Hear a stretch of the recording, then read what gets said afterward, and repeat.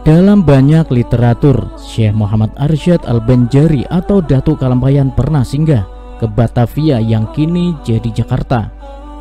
Sebelum balik ke Martapura, ulama kenamaan Tanah Banjar ini pun pernah membetulkan arah kiblat beberapa masjid di Betawi usai pulang belajar ilmu agama Islam dari Haramain dan Timur Tengah. Informasi ini dikupas Yusuf Walidi dalam bukunya berjudul Ulama Besar Kalimantan Selatan Syekh Arsyad Al-Banjari, terbitan Al-Ihsan 1968 Surabaya, atau Abu Daudi dalam buku Maulana Syekh Muhammad Arsyad Al-Banjari, Tuan Haji Besar dalam Pagar Martapura. Ulama besar yang berpengaruh hingga kini masih terasa ini saat menginjak usia remaja dikirim studi Islam ke tanah kelahiran Rasulullah Sallallahu Alaihi Wasallam di masa Raja ke-15 Kesultanan Banjar, Sultan Tahmidullah 1700 sampai 1745. Tercatat selama 32 tahun Muhammad Arsyad muda menimba ilmu dengan ulama terkemuka di Timur Tengah. Selama di Tanah Haram, Muhammad Arsyad bergabung dalam kelompok pelajar Melayu atau Jawiyin.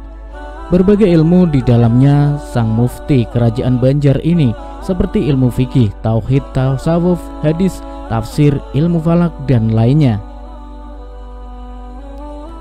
Dari pengalamannya itu, Syekh Muhammad Arsyad diyakini menuangkan karya tulisnya selama hidupnya sebanyak 17 karya. Yang paling fenomenal adalah kitab Sabilal Muhtadin, hingga kini jadi rujukan fikih bermazhab Syafi'i di Jazirah Melayu.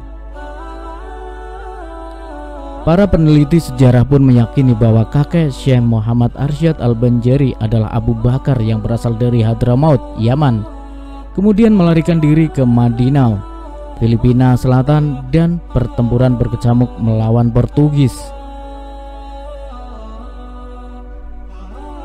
Hal ini juga terungkap dalam riset Wan Mun Sahrir Abdullah dalam judul bukunya Syekh Muhammad Arsyad Al-Banjari, pengarang Sabilal Muhtadin, terbitan Hasanah Fatimiyah, Kuala Lumpur, Malaysia, yang menyebut putra Syed Abu Bakar yakni Abdullah yang merupakan ayah Muhammad Arsyad datang ke Tanah Banjar.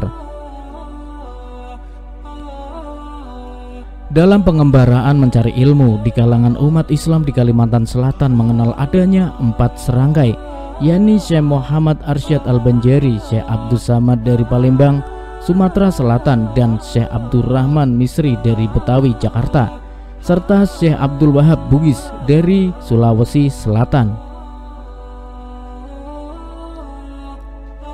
Sejarawan Islam asal UIN Antasari Banjarmasin, Humaydi, juga menyarikan hasil riset mengenai jejak dakwah Syekh Muhammad Arsyad Al-Banjari yang populer dengan gelar Datuk Kalampayan di tanah Betawi. Menurut Humaydi, jejak bangunan yang pernah disinggahi Datuk Kalampayan adalah Masjid Jami Luar Batang dengan makom Habib Husain bin Abu Bakar Al-Idrus di Pasar Ikan, Jakarta Utara, Masjid Pakojan, Masjid Jami Al-Mukarramah.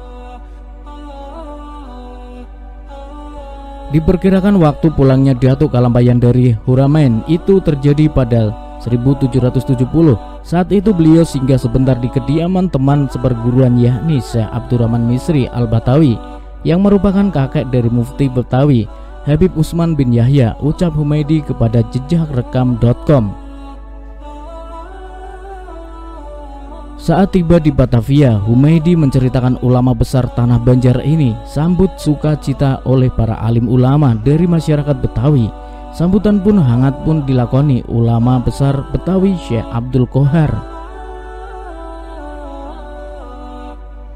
Menurut Humaydi, ketika itu terjadi pergeseran arah kiblat akibat pergerakan kerak bumi dan aktivitas tektonik, hingga Datuk Kalampayan yang menguasai ilmu falak, ilmu astronomi dalam Islam, membetulkan arah kiblat masjid. Jika mengutip pendapat Yusuf Halidi, sedikitnya ada 3 masjid yang dibetulkan arah kiblatnya oleh Datuk Kalampayan, yakni Masjid Jami Kampung Sawah yang kemudian hari dinamai Masjid Jami Al-Mansur di Kampung Sawah Liau, Masjid Luar Batang di Pasar Ikan, dan Masjid Pekojan, Jakarta, beber dosen Fakultas Tarbiyah UIN Antasari Banjarmasin. Ketika itu beber Humaydi saat membetulkan arah kiblat Datuk Kalampayan cukup dengan menunjukkan arah ke Masjid Haram di Mekah dengan terlihat Ka'bah dari celah tangan baju jubahnya. Masyarakat Betawi pun percaya dengan apa yang ditunjukkan Datuk Kalampayan. Karomah Syekh Muhammad Arsyad ini rupanya didengar Gubernur Jenderal Hindia Belanda Petrus Albertus van der 1761-1775 karena ketika itu kejadian itu menjadi buah bibir di Batavia, tutur Humaydi. Sang Gubernur Jenderal Hindia Belanda pun mengundang Datuk Kalampayan bersama para ulama di Batavia, termasuk para pemuka agama lain, terutama para pendeta saat itu. Petrus Albertus van der pun bertanya kepada Datuk Kalampayan,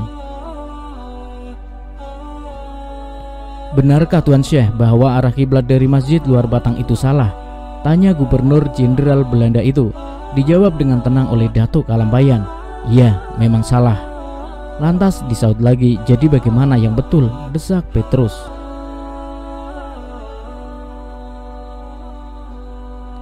Menurut Humaydi, Datuk Kalampayan tidak hanya menunjukkan karomahnya, tetapi juga kepada Gubernur Jenderal Hindia Belanda saat itu, Syekh Muhammad Arsyad Al-Banjari, justru mengeluarkan sebuah peta buatan sendiri dengan jelas menunjukkan arah kiblat menurut ilmu falak dan astronomi yang dikuasainya. Sebuah ketelaahan ilmiah yang membuat decak kagum petinggi Belanda dan pemuka agama lainnya. Rupanya Gubernur Jenderal Hindia Belanda ini masih menguji. Dia langsung bertanya ke hadirin yang hadir. Sautan serentak pun membenarkan apa yang ditunjukkan Syekh Muhammad Arsyad Al-Banjari. Ini adalah argumen berdasar keilmuan Datuk Kalampayan yang diakui petinggi Belanda ketika itu. Sampai saat ini 3 masjid yang dibetulkan arah kiblatnya oleh Datuk Kalampayan itu masih berdiri di Jakarta. Papar Humaydi. Wallahu a'lam bishawab.